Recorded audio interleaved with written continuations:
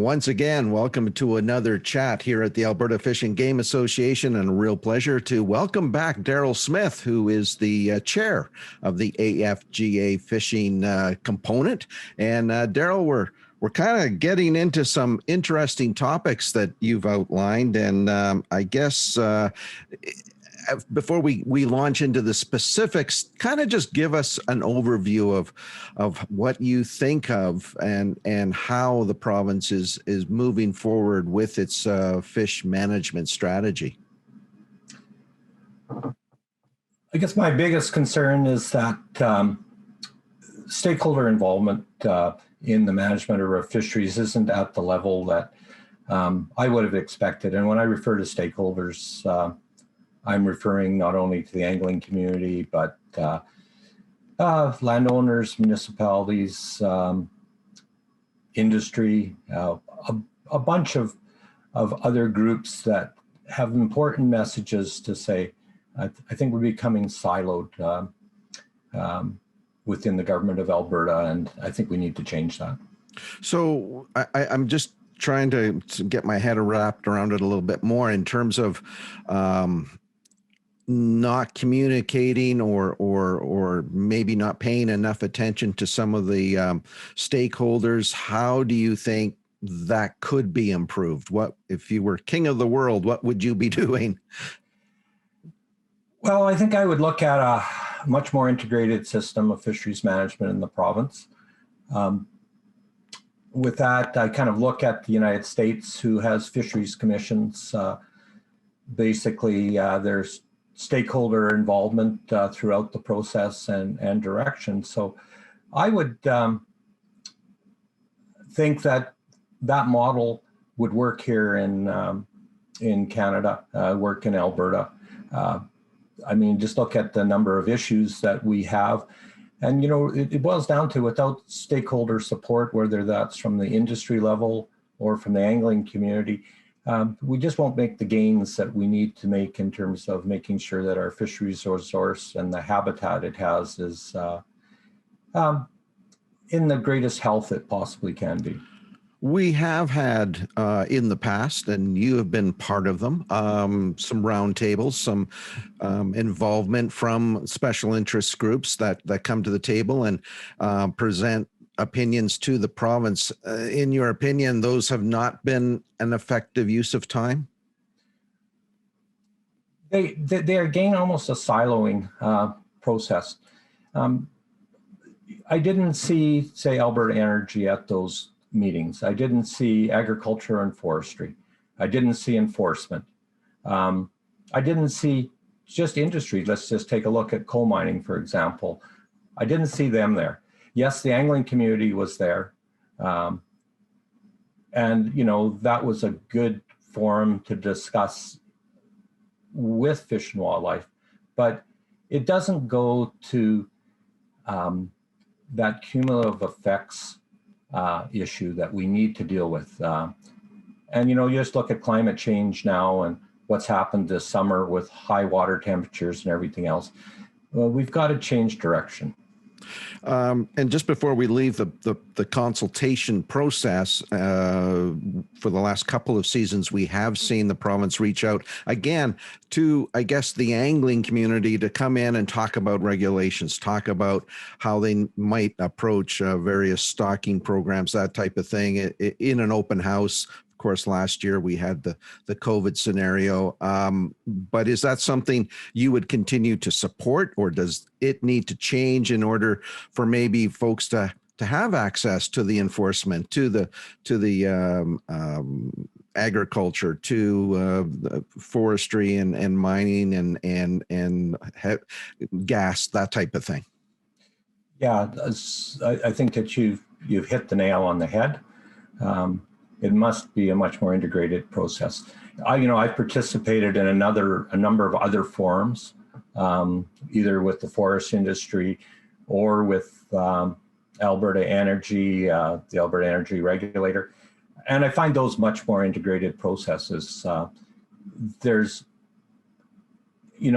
everybody has a viewpoint, and at the end of the day, we need to hear all of those viewpoints. You mentioned global warming. You mentioned potential of the coal question, and I guess we could go into other industries, but all of that leading towards the potential of loss of habitat for our fisheries.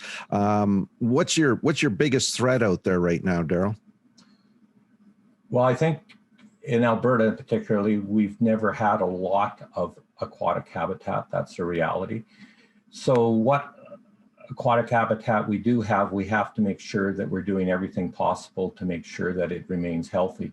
So it's not just the lake or the stream. It's that riparian area, it's that upland area where, the water that falls in the form of rain or snow needs to leach into either the aquifer or through runoff into streams. So we got to look at an ecosystem-based approach. Our management now is, if it's DFO or the Canadian government, it refers to aquatic habitat. But aquatic habitat is an ecosystem that goes beyond the water. So you would like to see a lot more, again, getting away from the silo kind of approach, more integrated in terms of looking not just at that water body, but I mean, literally hundreds of miles away from that water body, because that's where some of the issues actually start and everything flows downhill. That's exactly the point. And I mean,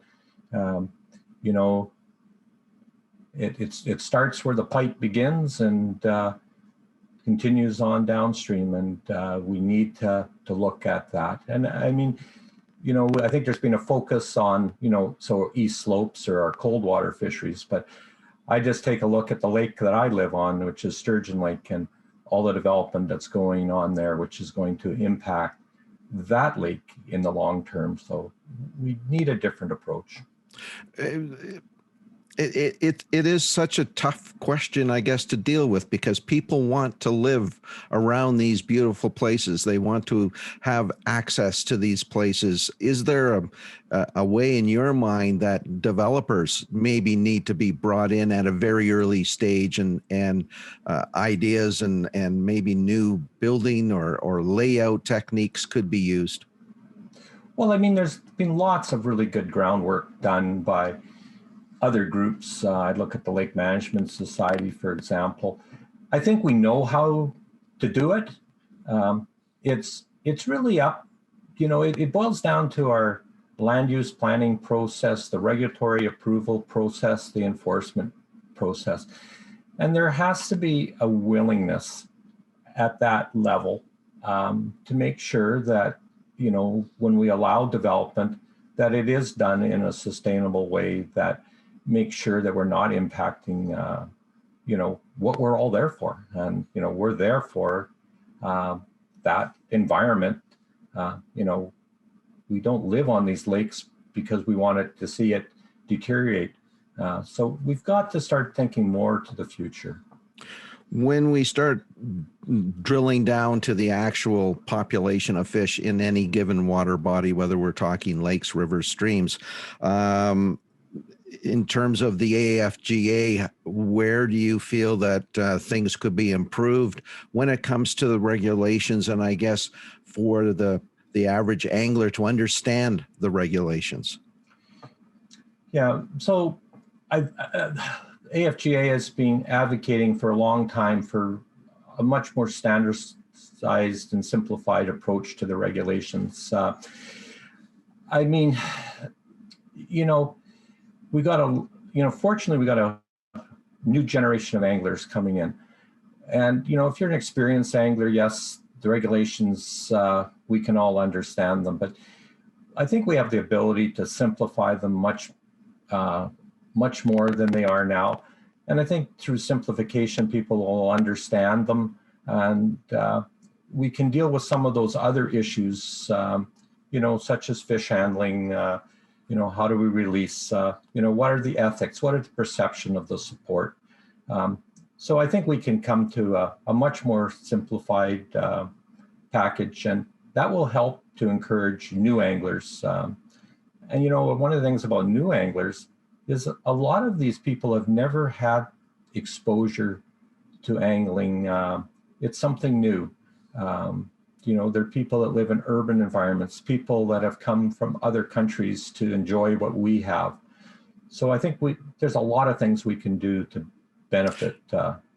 Yeah, great point, Darryl. And it brings up a recent event that the Alberta Conservation Association held in Edmonton at Hermitage Park, and that was a new Canadians Kids Can Catch event, and introducing these kids to an angling opportunity with mentors there, and maybe that's something that has to grow and provide that kind of, I think once people understand what is expected of them as a angler, a lot of the other issues start to maybe become less of an issue. You've got that right too. And I mean, AFGA has always been involved in trying to mentor new anglers. Our clubs around the province have sponsored similar type events. I remember at Camp Hee-Oaha for years, we helped the disabled enjoy. We have to understand that the country has changed. Alberta has changed. Over 80% of Albertans are urban. Most don't find their roots here. They've come from somewhere else now. And so we do need to provide both opportunities. And opportunities are not just having, say, a lake in the town. It's about programs that can introduce these people, these new Albertans, or people that are Albertans who've never tried angling. And, I really hats off to the Alberta Conservation Association for spearheading that program. It's something that we need, and I guess something I really encourage all anglers to get involved with.